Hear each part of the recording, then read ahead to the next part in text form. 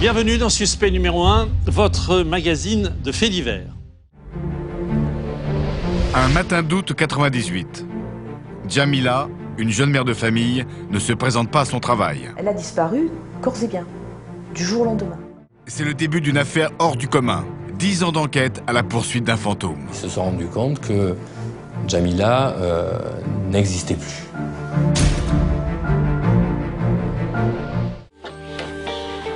Je te promets de tout faire pour retrouver ta maman. Je veux que tu m'aides à retrouver ma maman. Et c'est de là que tout démarre. On va la retrouver. Sa dernière apparition en public remonterait donc à plus de 7 ans en arrière. La dernière preuve de vie était le fait qu'elle devait se rendre sur son lieu de travail. Elle était tellement amoureuse qu'elle lui a donné le plus beau des cadeaux, sa petite fille. C'est une preuve d'amour. Djamila rayonne. Les fins de mois sont souvent difficiles. Carrier, c'est quelqu'un qui se contente de pas grand-chose. Il avait 2-3 chèvres, il s'occupait de ses chèvres. Il vivotait, il survivait, mais il se satisfaisait de ce qu'il avait, c'est-à-dire pas grand-chose. Dans ses lettres, Christian Carrier explique que Djamila souhaitait refaire sa vie et qu'elle traîne avec des gitans, qu'elle est devenue une fille de mauvaise réputation, qu'elle se drogue. Il donne des nouvelles et il dresse de Djamila un tableau particulièrement sombre. Les rumeurs les plus folles vont courir sur son compte. Et ça a commencé à faire jaser les gens du village. Certains ont dit qu'elle était repartie au bled alors que le bled, elle ne le connaît pas. Elle n'y est pas née, elle n'y a jamais vécu et personne de sa famille n'y est. On a dit qu'elle était enceinte et partie refaire sa vie à Paris. Comment démêler le vrai du faux? C'est un papa qui considère sa fille comme sa petite femme. Malgré son âge, il attend d'elle qu'elle lui fasse à manger, il attend d'elle qu'elle soit à sa disposition. Linda obéit. Mais une question la hante inlassablement. Pourquoi Djamila ne vient-elle jamais la voir? Pour les gendarmes, cette histoire ne tient pas debout. On ne peut pas imaginer qu'elle ait pu ou qu'elle ait voulu quitter Avez pour refaire une vie sans sa fille. C'est inimaginable. Les enquêteurs vont reprendre en fait le dossier au début sur place. Ce expliquera que la relation Carrier-Djamila était pas si rose que ce que Carrier veut bien le faire croire et que Djamila était une fille apeurée, était sous la coupe et la contrainte de Carrier. Cette sorte de pouvoir qu'il a sur elle, c'est-à-dire que c'est lui qui autorise quand Djamila peut venir voir sa fille et pas partir avec elle, mais il faut qu'ils soient ensemble, etc. Et elle finira par dire que le monsieur qui tient le couteau, qui le plante dans le cou de sa maman, ce n'est autre que son propre père. Les conclusions, c'est qu'ils se sont rendus compte que Djamila n'existait plus. C'est officiel. Désormais, les gendarmes ne cherchent plus une disparue, mais un corps. Le corps de Djamila, on va le chercher partout. Chez Christian Carrier, dans sa cave, dans tous les terrains sur lesquels il allait faire paître ses 3 chèvres et ses 4 brebis, chez les voisins. On va tourner la moitié des Cévennes et on ne trouvera rien. Le berger aurait-il commis le crime parfait?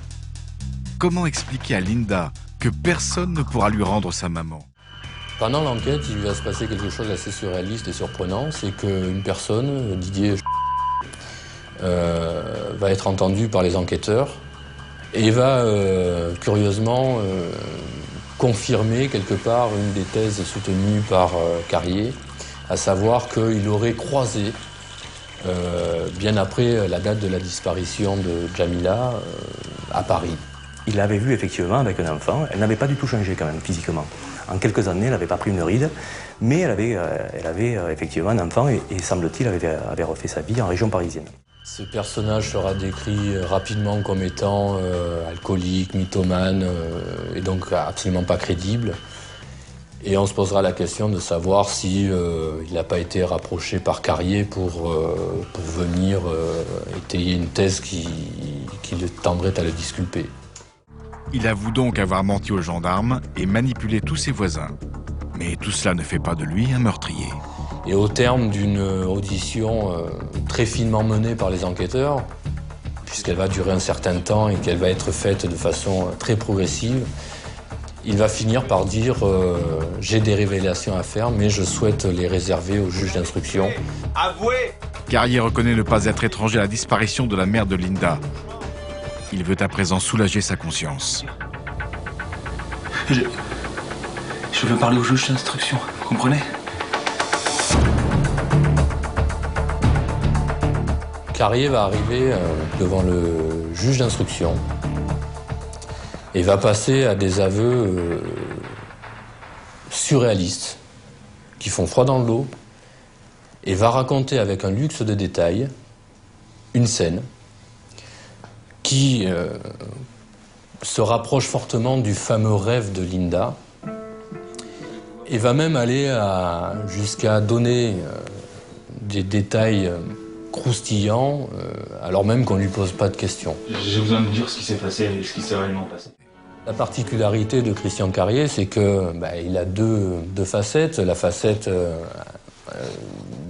celui qu'il est réellement dans le huis clos de sa maison, et puis l'image qu'il va donner à l'extérieur. Il est à la fois passionné par la nature et par les animaux, mais pas dans une relation affective, dans une relation de domination. La précision de ses aveux est telle que on ne peut pas imaginer qu'il ait pu fantasmer, comme il essaie de le soutenir par la suite. Et tout le monde prend conscience que la seule raison pour laquelle il se rétracte, c'est parce qu'il ne veut pas, il ne supporte pas d'avoir cette image d'un monstre, ce que les journaux ont appelé le dépeceur du Gard. Cette image-là, il la réfute. La cour arrive, Christian Carrier intègre son box. La présidente lui demande pourquoi il a interjeté appel. Et il répond pour avouer. Coup théâtre, parce que ça ne correspond pas au personnage. Même si on avait la conviction qu'il était coupable, on ne s'attendait pas à ce qu'il vienne expliquer et reconnaître sa responsabilité. Ce qui est effrayant dans cette histoire, c'est que Jamila a disparu, qu'au terme d'une enquête qui aura duré 8 ans, on se rend compte que finalement elle a disparu dans l'indifférence générale. Seule une toute petite fille de 2 ans ne l'aura jamais oublié. Seul l'amour d'un enfant pour sa mère aura su guider les enquêteurs et permis l'incarcération du meurtrier de Jamila Iften.